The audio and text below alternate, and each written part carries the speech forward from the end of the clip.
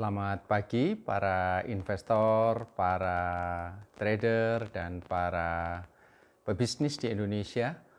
Pada sesi ini, saya Leo Herlambang akan menyampaikan mengenai window dressing. Apa sih sebenarnya window dressing itu? Ya, window dressing itu biasanya digunakan untuk dua aspek, yaitu aspek dari sisi keuangan dan aspek dari sisi nilai aktiva bersih, atau pada intinya adalah window dressing itu adalah tanda kutip membuat sebuah harga dari sebuah aset pada waktu tertentu, yaitu waktunya biasanya akhir tahun ya. Waktu itu bisa bulanan, bisa 3 bulanan, bisa 6 bulanan, bisa 1 tahun, tergantung kebutuhannya. Tapi kalau untuk akuntansi biasanya dibutuhkan di akhir tahun, yaitu biasanya laporan keuangan kan berakhir tahun bukunya tanggal 31 Desember. Nah, yang kedua biasanya window dressing itu kalau di pasar modal itu dibutuhkan oleh ya mulai para investor, traders, kemudian para manajer investasi, semua berkepentingan berharap harga pada momen-momen itu harganya sesuai yang diharapkan, sehingga nilai aktivanya, nilai sahamnya bisa naik. Misalnya begini, 31 Desember itu kalau nilai sahamnya itu bisa dibuat dengan harga yang lebih tinggi, berharap maka bisa berpengaruh di laporan akuntansi itu ada kenaikan aset dari kenaikan harga itu sendiri. Kemudian bagi para manajer investasi tentunya bisa membuat nilai aktiva bersih atau net asset value dari aktiva yang dikelolanya, dari aset yang dikelolanya itu memiliki nilai yang lebih tinggi dibanding dengan hari-hari biasanya. Nah, untuk para investor ya tentu saja berharap naik ya, dan biasanya para investor dan termasuk para manajer investasi itu memang berusaha pada waktu-waktu tertentu itu untuk membuat tanda kutip, mungkin disebut rekayasa harga juga bisa, tapi intinya adalah semuanya mayoritas berkepentingan untuk itu. Bahkan kemungkinan pemerintah pun juga berkepentingan seperti itu. Seperti halnya pemerintah berkepentingan untuk menjaga rupiah, Bank Indonesia berkepentingan menjaga rupiah. Nah, pemerintah mungkin juga berkepentingan menjaga indeks harga saham supaya naik, supaya menunjukkan kinerjanya bagus kan gitu. Nah, jadi yang berkepentingan terhadap window dressing ini bukan hanya pribadi, tetapi juga manajer investasi, juga perusahaan-perusahaan yang terkait dengan pembentukan atau rekayasa harga itu sendiri, pemerintah, dan lain-lain. Kenapa demikian? Karena angka pada momen-momen itulah yang dibutuhkan untuk membuat newsnya, membuat beritanya, membuat laporannya kan gitu. Ya, jadi biasanya kalau bulanan ya laporan bulanan, per akhir bulan nanti kinerjanya bagaimana. Kalau sebuah fund itu dibandingkan antara atau reksadana lah ya, reksadana A dibandingkan dengan indeks harga saham, lebih tinggi mana kan gitu. Kalau ternyata pengelolaan sebuah reksadana itu hasilnya lebih tinggi daripada hasilnya indeks harga saham, seandainya itu adalah reksadana saham, maka reksadana itu bisa dianggap sebagai reksadana yang melebihi keuntungannya melebihi keuntungan dari indeks harga saham. Berarti dia termasuk reksadana yang bagus. Kalau reksadananya di bawah dari naiknya atau kenaikan persentasenya di bawah dari indeks harga saham, ya berarti bukan berarti tidak bagus, berarti dia kalah dengan indeks harga saham gabungan. Nah, apa yang mempengaruhi indeks harga saham gabungan? Yang mempengaruhi adalah market cap dari perusahaan-perusahaan yang listing di bursa.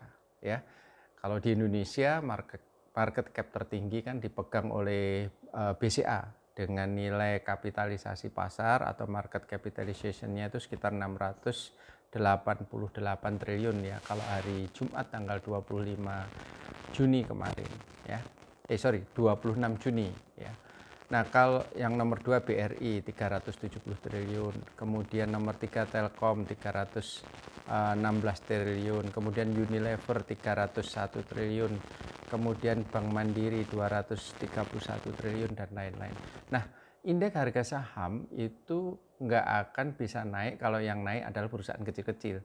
Yang naik tentu perusahaan yang market cap-nya tinggi. Nah, sekarang kita lihat window dressing pada tanggal 30 Juni ini yang besok tanggal 30 Juni apakah indeks akan naik seperti yang diharapkan. Kalau kita lihat dari setidaknya 20 atau 10, sekitar 10-15 dari emiten yang listed di bursa yang memiliki market cap tertinggi, 15 market cap tertinggi itu ada beberapa. Tadi sudah saya sebutkan, yaitu yang pertama BCA, yang kedua adalah BRI, yang ketiga Telkom, yang keempat Unilever, yang kelima Bank Mandiri, yang keenam Astra, yang ketujuh Sampurna MSP, yang kedelapan TPIA, yang kesembilan Sinarmas Multi Arta. Ini hari ini Sinarmas Multi Arta mengalahkan Barito dan ICBP. Yang ke-10 ICBP, yang ke-11 BRPT, yang ke-12 Cerun Pokpen, ke-13 Gudang Garam, ke-14 Bank BNI, ke-15 Kalbe Farma. Nah, setidaknya dari 15 ini yang paling atas tentunya BCA harus dijaga supaya tidak turun pada tanggal 30 Juni besok. Kemudian BRI, Telkom, Unilever tadi yang saya sampaikan. Nah, sekarang ini kalau BCA sudah memang dia naik dan turunnya tidak banyak dibanding dengan turunnya indeks. Jadi kenaikan BCA itu melebihi kenaikan dari indeks harga saham sendiri dan sekarang yang tertinggi market cap-nya. Yang kita lihat adalah apa kira-kira yang bisa membantu kenaikan indeks. Kalau BCA ada pihak-pihak yang pemegang BCA ini banyak sekali sehingga cukup mudah tidak cukup mudah untuk menaikkan harga saham BCA ya. Resiko dalam arti begini, karena harga sudah cukup tinggi, tidak semua orang mau ikut mendorong BCA harganya ke atas kecuali didorong sama-sama. Namun demikian dari 15 ini, kalau menurut catatan saya, itu ada beberapa saham yang bisa membantu kenaikannya. Kalau kita lihat di perbankan ini kan dalam 3 bulan terakhir ini naiknya sangat tajam sehingga kemungkinan membantu kenaikan indeks termasuk BCA tadi itu sudah agak berat untuk bisa menembus misalnya 5.000. Kalau kita anggap bahwa angka 5.000 itu adalah angka yang harus bisa dicapai oleh para pihak yang melakukan window dressing supaya angkanya di 30 Juni itu bagus. Nah, kalau di sini saya sampaikan tadi BCA, BRI, Bank Mandiri, kemudian BNI itu saya kira bisa aja naik tapi agak berat karena kemarin naiknya cukup tinggi. Kemudian Unilever itu juga naiknya agak cukup tinggi. Namun demikian Unilever juga memiliki resisten yang kemarin muncul, yaitu karena di Belanda Unilever ini ikut mendukung LGBT sehingga ada sentimen-sentimen lah yang kurang positif di market sehingga kemungkinan Unilever naik itu bisa saja tapi agak berat juga. Jadi mirip dengan banking, dia agak berat. Kemudian yang berikutnya adalah Astra. Astra beritanya posisinya kan lagi kurang bagus, penjualan mobil turun dan lain-lain. Meskipun secara grup Astra ini sebagai holding company kelihatannya juga kurang bagus dalam posisi terakhir ini, beberapa tahun terakhir ini agak kalah kemampuan meningkatkan valuasi perusahaannya agak kalah dengan yang lain, meskipun dalam 3 bulan terakhir juga sudah naik cukup tinggi. Tapi menurut saya kenaikannya agak berat. Nah, yang berikutnya adalah Sampurna. Kalau menurut saya Sampurna ini masih potensial untuk naik. Kenapa? Karena sahamnya di market tidak begitu banyak ya, maksudnya tidak seperti saham-saham banking yang orang jual beli banyak. Sampurna ini barangnya di market tidak begitu banyak sehingga masih mudah dinaikkan. Berikutnya adalah TPIA ya. TPIA ini sahamnya juga nggak banyak, jadi kalaupun mau menaikkan ikut dinaikkan oleh invisible hand, yang saya sebut invisible hand, kalau mau harganya naik ke indeks harga sahamnya kalau tembus 5.000, setidaknya harus mengangkat beberapa saham seperti yang saya sebut di medsos, yaitu pertama ICBP, Sampurna, TPIA, dan Telkom. Nah, ini tadi kembali ke sini ya. Jadi HMSP bisa digunakan untuk mengangkat karena jumlah saham di market likuiditasnya tidak seperti yang lain-lain, tidak seperti banking. TPIA apalagi jumlahnya di market sangat sedikit.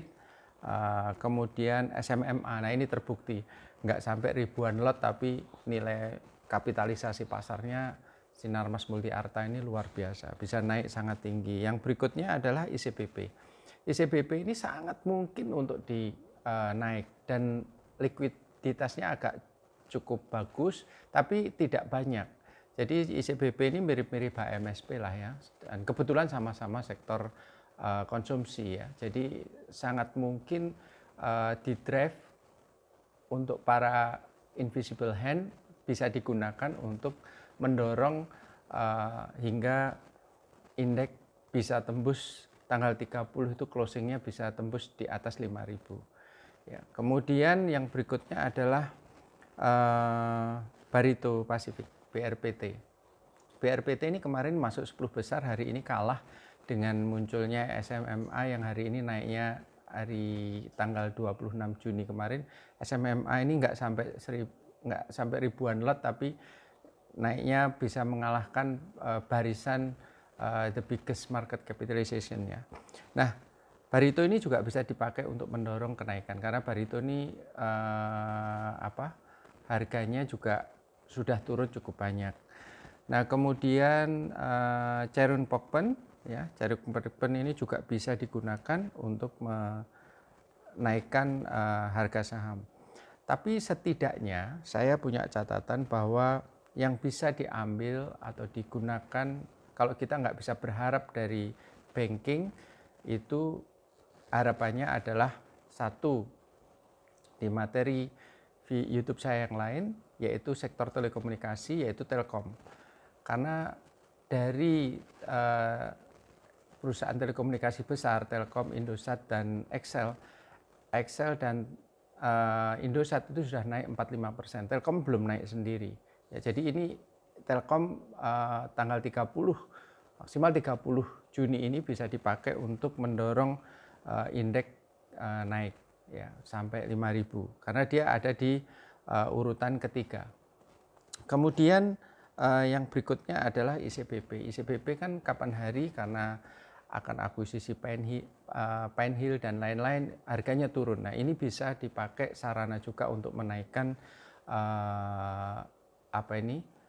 indeks harga saham gabungan. Karena nilainya juga cukup material ya. ICBP itu posisinya sekarang 107 triliun. Nah, yang berikutnya adalah TPIA. TPIA ini juga mengalami penurunan yang cukup tajam ya. Jadi saya kira TPIA ini juga bisa dijadikan sarana untuk mendorong indeks harga saham gabungan tembus ke 5.000. Nah, selain itu posisi dari window dressing ini akan, jadi kalau kita bicara window dressing ini targetnya adalah untuk 30 Juni ini bisa tembus 5.000, maka saham-saham tadi setidaknya 4 saham tadi di luar saham banking yang bisa di drive untuk naik, yaitu diantaranya 1 Telkom, yang kedua adalah ICBP, yang ketiga adalah TPIA, yang keempat adalah Barito. Ya, jadi 4 saham ini kalau bisa karena penurunannya atau kondisinya masih di bawah, maka bisa dianggap support untuk maju. Jadi saya kira sisa 2 hari menuju closing tanggal 30 Juni ini, 4 saham ini kita harapkan juga naik kembali ke posisi-posisi semula, dan tentunya kita juga berharap saham yang biggest market cap juga ikut naik sehingga indeks harga saham bisa tembus di 5.000 tanda kutip dengan cara window dressing, dan kita harapkan window dressing ini terjadi. Semoga terjadi karena dengan jumlah investor yang semakin banyak, insya Allah akan terjadi. Karena ini tinggal nggak sampai 100 poin, sekitar 100 poin saja lah ya, supaya bisa tembus di 5.000 untuk menjaga kepercayaan pasar baik lokal maupun internasional terhadap pasar modal Indonesia. Saya kira saya Leo Herlambang, bahasan saya tentang window dressing kali ini kebetulan mendekati tanggal 30 Juni 2020 bisa membantu Anda untuk melakukan trading, mengambil keputusan beli atau jual di masa-masa mendekati tanggal 30 Juni. Dan insya Allah kita berharap bahwa semoga tanggal 30 Juni kita bisa menembus 5.000. Kalau tidak terjadi ya sudah, mau apa lagi ya. Sekian, tetap semangat dan salam cuan selalu.